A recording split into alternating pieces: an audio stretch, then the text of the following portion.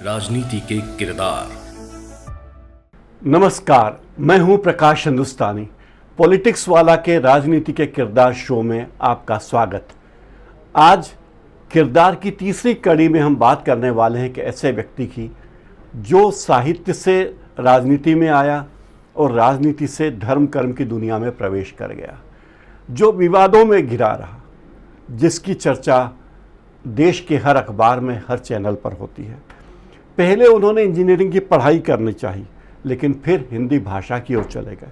फिर पीएचडी कर ली हिंदी साहित्य में और शोध का विषय था कौरवी लोकगीतों में लोक चेतना। फिर कॉलेज के विद्यार्थियों को पढ़ाना उनका रोजगार बन गया। फिर वो कविता करने लगे और कविता उनका धर्म बन गया। फिर उनको राजनीति में करियर शुरू नजर आया। फिर उन्होंने चुनाव का दांव खेला, लेकिन बुरी तरह हार गए। लोकप्रियता के लिए उन्होंने अन्ना हजारे का दामन भी थामा। जब आम आदमी पार्टी बनी, तब उन्हें दूध की मक्खी की तरह निकालकर बाहर कर दिया गया। इसके बाद उन्होंने मंच पर अल्लम पल्लम फल्लम बहुत बोला, लेकिन आम आदमी पार्टी वालों ने उनकी सुनी नहीं। 2014 के लोकसभा चुनाव में उन्होंने अमेठी से पर्चा भरा था। तब उन्होंने बताया था कि उनके पास 3 करोड़ 82 लाख रुपए से ज़्यादा की संपत्ति है। वार्षिक आय करीब 37 लाख रुपए बताई थी। लेकिन चुनाव के नतीजे आए तो वे चौथे नंबर पर थे। अमेठी में राहुल गांधी जीते थे, उन्हें 4,08,000 से ज़्यादा वोट मिले। स्मृति ईरानी दूसरे नंबर पर थी, उन्हें 3,07,000 वोट मिले। और जिनकी मैं बात कर रहा हूँ, कुमार विश्वास की, उन्हें 25,727 वोट मिले। जमानत जब्त हो गई। फिर शायद उन्हें उम्मीद रही होगी कि आम आदमी पार्टी उन्हें राज्यसभा में भेज देगी। आम आदमी पार्टी ने नहीं भेजा, उनकी मनोकामना पूरी नहीं हुई। विश्वास कुमार शर्मा उनका असली नाम है, लेकिन उनकी बहन के कहने पर उन्होंने अपना नाम कुमार विश्वास रख लिया। कविता की दुकान को उन्होंने बड़े भव्य पैमाने पर सजाया। कविता को मल्टीप्लेक्स बना दिया, कविता का मॉल बना दिया। और एक कवि सम्मेलन के लाखों रुपए लेने लगे। 15-20 मिनट कविता पढ़ने के 10 लाख, 15 लाख, 20 लाख, जैसा ग्राहक फंस जाए वैसे। लेकिन उन्हें लगा कि पैसे तो और कमाना चाहिए, ये 10-20 लाख से क्या होगा। तो उन्होंने राम कथा पढ़ने का बीड़ा उठाया और राम जी के सहारे वो लक्ष्मी जी की पूजा करते हैं। उनके पूजा का कारण लक्ष्मी जी है, लक्ष्मी जी की सेवा करते हैं, लेकिन बहाना राम कथा का। उन्हें पता है कि अयोध्या में भगवान श्री राम का भव्य मंदिर बन चुका है, जगह जगह भगवानों के नाम पर लोग बन रहे हैं, पूरे देश में धर्म और धार्मिक कार्यक्रम बहुत तेज़ी से बढ़ रहे हैं। तो उन्हें लगा कि धर्म की दुकान अच्छी है, धर्म की दुकान खोल लेनी चाहिए। ऐसे हमारे कुमार विश्वास जी। पिछले कुछ दिनों से वे ऐसे विवादास्पद बयान देते रहे कि बीजेपी भी उनकी आलोचना करती रही और अन्य तमाम मीडिया में उनकी आलोचना होती रही। लेकिन फिर उन्होंने अपनी इमेज बिल्डिंग के लिए तरह तरह के जतन किए। अपना फार्म हाउस बनाया, गौवें पाली, गौ माता के साथ अपने फ़ोटो सोशल मीडिया पर शेयर करना शुरू किए। अपना कुमार विश्वास स्टूडियो, केवी स्टूडियो खोला। आज भी वे सोशल मीडिया पे बहुत बड़े स्टार हैं। इंस्टाग्राम पर उनके 43 लाख 43 लाख उनके फॉलोअर हैं और एक्स पर उनके करीब 1 करोड़ 99 लाख से अधिक फॉलोअर हैं। एक्स पर ही कुमार विश्वास ऑफिस, उनके ऑफिस के नाम पे भी उन्होंने एक अकाउंट खोला, उसमें करीब 37,500 फॉलोअर हैं आज की तारीख में। लेकिन एक बात माननी पड़ेगी, उनके नाम पर हज़ारों फर्जी अकाउंट हैं, हज़ारों। साहित्य के मंचों पर और साहित्यिक फेस्टिवल में उनकी हाजिरी लगना बड़ा शुभ माना जाता है। एक और बात है, वो जिस तरह से कवि सम्मेलनों में जाते हैं, जब कोई व्यक्ति उनसे संपर्क करता है कि हमें आपको कवि सम्मेलन में बुलाना है, तो उनकी ओर से कहा जाता है हमारे मैनेजर से संपर्क करो। मैनेजर साहब बताते हैं कि कुमार जी 25 लाख, 30 लाख, 35 लाख कितना पैसा लेंगे और वो पैसा चेक से लेंगे।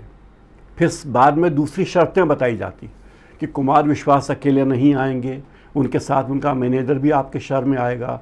वे दोनों 5 स्टार में रुकेंगे और 5 स्टार में सूट रूम में रुकेंगे, ऑर्डिनरी रूम में नहीं। वे फ़्लाइट से आएंगे तो बताया जाता है कि फ़्लाइट में वो बिज़नेस क्लास में आएंगे। बिजनेस क्लास में उनके साथ उनका मैनेजर भी आएगा। आपके शहर में उनको एक जगह से दूसरी जगह जाना हो तो मर्सिडीज या उससे कम गाड़ी उनको नहीं दी जाएगी। और ये सारे खर्चे आयोजकों के मत्थे होते हैं।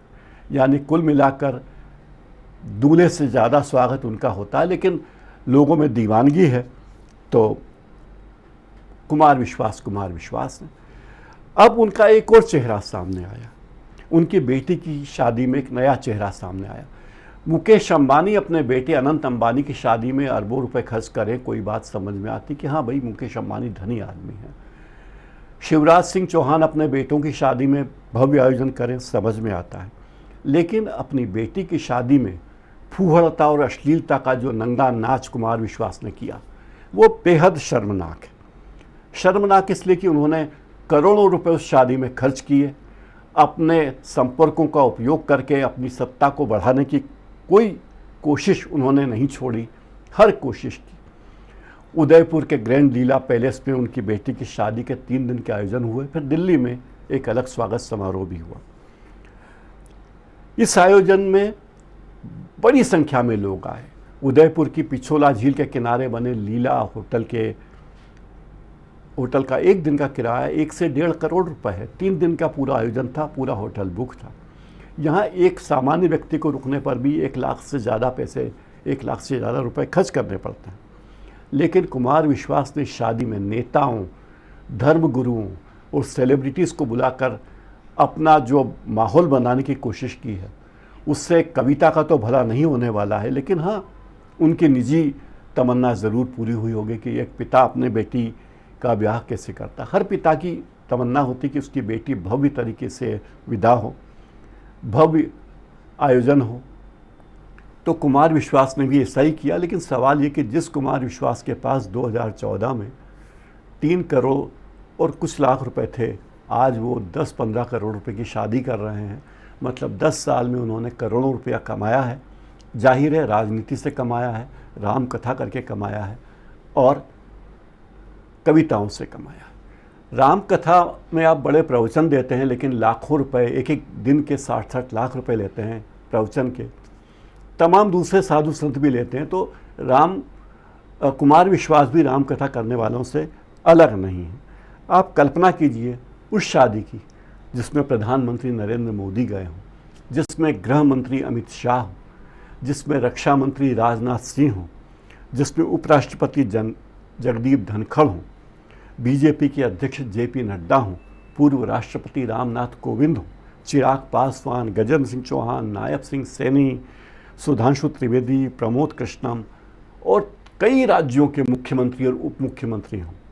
यानी दिल्ली, हरियाणा, राजस्थान, छत्तीसगढ़, उत्तर प्रदेश, उत्तराखंड, मध्य प्रदेश के मुख्यमंत्री उस शादी में रौनक बढ़ा रहे थे। तो जाहिर है कि ये शादी नहीं थी। ये बेटी की विदाई नहीं थी, बल्कि एक शो था। और तो और राष्ट्रीय सुरक्षा सलाहकार अजीत डोभाल को भी उन्होंने बुलाया और अजीत डोभाल ने भी कुमार विश्वास को ओबलाइज किया। वो उस शादी में गए, वर वधू को आशीर्वाद दिया और पार्टी के बाद विदा हो गए। हाँ, इन 3 दिनों के कार्यक्रम में कुमार विश्वास ने अपना वैभव दिखाने की कोई कमी नहीं छोड़ी। 3 दिन संगीत कार्यक्रम हुए जिसमें पी प्राक, सोनू निगम और कैलाश खेर के अलावा शैलेश रोढ़ा के कार्यक्रम भी हुए। आखिर कुमार विश्वास की बेटी की शादी थी तो साधु संतों का डेरा भी होना ज़रूरी था, क्योंकि कुमार विश्वास भी अब राम कथा कहने लगे हैं। राम कथा बाँचने के धंधे में कुमार प्रशांत आ गए हैं। तो फिर इसमें धीरेन्द्र शास्त्री की मौजूदगी भी रही, स्वामी कैलाशानंद भी थे, साध्वी ऋतंबरा भी थीं और कथावाचक पंडित पुंडरीक जी भी थे। मीडिया जगत की भी बहुत सारी हस्तियां इस कार्यक्रम में गई। कई हस्तियां लार टपकाती रही कि उन्हें न्योता नहीं मिला, तो वे दुखी रहे। लेकिन जो लोग नहीं आए उनमें आम आदमी पार्टी का कोई नेता कुमार विश्वास की शादी में नहीं आया। न दिल्ली के रिसेप्शन में आया, न उदयपुर में आया, न अरविंद केजरीवाल आए, न योगेंद्र यादव आए, न मनीष सिसोदिया आए, न संजय सिंह आए, न किरण बेदी आई और तो और अन्ना हजारे भी नहीं आए, जिन अन्ना हजारे के मंच पर इंडिया अगेंस्ट करप्शन के मंच पर कविता पढ़कर कुमार प्रशांत लाइमलाइट में आए थे, लेकिन वो अन्ना हजारे भी ये कहते हुए पाए गए थे पिछले दिनों की अरविंद केजरीवाल की तरह कुमार विश्वास भी भटक गए हैं।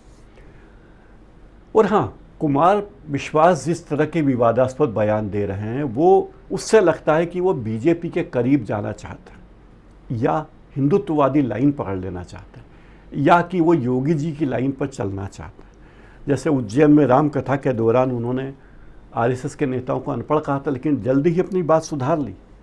उत्तर प्रदेश सरकार की नीतियों का वे विरोध करते हैं और नेहा सिंह राठौर के साथ देते हैं और आम आदमी पार्टी की शराब नीति की मुखालिफत करते हैं। अपने बयानों से उन्होंने बीजेपी के नेताओं को, आम आदमी पार्टी के नेताओं को, कांग्रेस के नेताओं को वक्त वक्त पर नाराज़ किया, लेकिन उनकी मुख्य धारा एक ही रही। उनकी मुख्य धारा ये रही कि किसी भी तरह खुद को अतिवादी हिंदू दिखाया जाए, वैसा ही अतिवादी हिंदू जैसा धीरेन्द्र शास्त्री दिखाते हैं या और दूसरे नेता दिखाते हैं। सोनाक्षी सिन्हा की शादी पर उनकी टिप्पणी बड़ी विवादास्पद रही। धर्मनिरपेक्ष लोगों ने कहा कि ये कैसी बातें करने लगे। सैफ अली खान और करीना कपूर के बेटे का नाम जब तैमूर हुआ तो इस पर भी उन्होंने बड़ा विवादास्पद बयान दिया कि तैमूर नाम की क्या ज़रूरत है।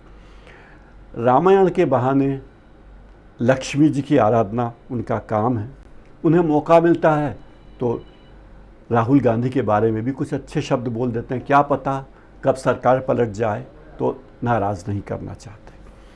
एक रोमांटिक कवि के रूप में मशहूर हुए कुमार विश्वास ने पहले प्रेम की कविताएं पढ़ी, रोमांस की कविताएं पढ़ी, भावनाओं की कविता पढ़ी, लेकिन फिर वे संस्कृति की बात करने लगे, हिंदुत्व की बात करने लगे और अपने आप को सबसे बड़ा देशभक्त दिखाने की बात भी करने लगे। वे सबसे बड़े देशभक्त हैं या नहीं? सबसे बड़े कवि तो वे निश्चित ही नहीं हैं, वो खुद भी दावा नहीं करते कि वो सबसे बड़े और महान कवि हैं, लेकिन राम कथा के मंच पर आकर उन्होंने अपने लिए नया रास्ता खोजा है और उनकी ये व्यवसाय बुद्धि अपने आप में अद्भुत है। तो ये हैं कुमार विश्वास, इस देश के एक ऐसे नेता, भूतपूर्व नेता जो अब पंडित हो गए हैं, शास्त्री हो गए हैं, कथावाचक हो गए हैं। दोस्तों, ये कार्यक्रम आपको कैसा लगा ज़रूर बताइए। चैनल को लाइक कीजिए, सब्सक्राइब कीजिए और बेल आइकन ज़रूर दबा दीजिए ताकि हमारे आने वाले कार्यक्रमों की सूचना भी आपको मिलती रह सके। अगले हफ्ते फिर मिलेंगे एक नई शख्सियत के साथ। तब तक के लिए इजाज़त दीजिए। धन्यवाद।